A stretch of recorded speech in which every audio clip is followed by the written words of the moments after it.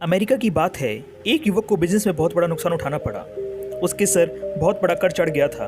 तमाम जमीन जायदाद गिरवी हो गई थी। दोस्तों ने भी मुंह फेर लिया था। जाहिर है वह बहुत निराश और हताश भी हो गया था। कहीं से कोई राह नहीं सूझ रही थी। आशा की कोई किरण नहीं दिखाई देती थी। वह बगीचे में बैठा अपनी परिस्थितियों पर चिंतन कर रहा था। तभी एक बुजुर्ग वहां पहुंचे।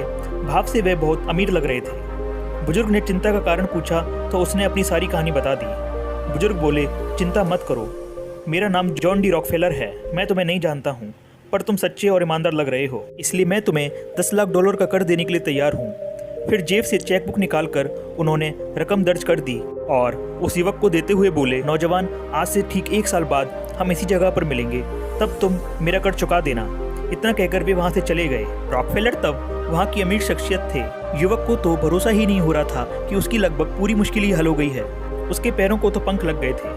घर पहुंचकर वह अपने कर्जों का हिसाब लगाने लगा। 20वीं सदी की शुरुआत में $10 लाख बहुत बड़ी धनराशि होती थी। अचानक उसे झटका लगा। उसने सोचा, एक अपरिचित व्यक्ति ने मुझ पर भरोसा किया, पर मैं खुद पर भरोसा नहीं कर रहा हूँ। ख्याल आते ही उसने उस चेक को संभाल कर रख लिया। उसने निश्चय किया कि पहले वह अपनी तरह से पूरी कोशिश करेगा, उसके बाद कोई हल न निकलने पर वह उस चेक का इस्तेमाल करेगा। युवक ने अपने आप को पूरी तरह से झोंक दिया। बस एक ही धुन थी, किसी तरह सारे कर्ज चुकाकर अपनी प्रतिष्ठा को फिर से पाना, और उसकी कोशिशें रंग लाने लगी। उसका कारोबार उभरने लगा और कर्ज भी चुकने लगे। साल भर बीत जाने के बाद वह पहले से भी अच्छी स्थिति में आ गया था। दिन ठीक समय पर वह बगीचे में पहुंच गया। वह चेक लेकर रॉकफेलर का इंतजार कर रहा था कि वे दूर से आते दिखे। जब वे पास पहुंचे तो युवक ने बड़ी श्रद्धा से अभिवादन किया। उनकी ओर चेक बढ़ाकर उनसे कुछ कहने के लिए मुंह ही खोला था कि एक नर्स भागते हुए आई और झपट्टा मारकर वृद्ध को पकड़ लिया।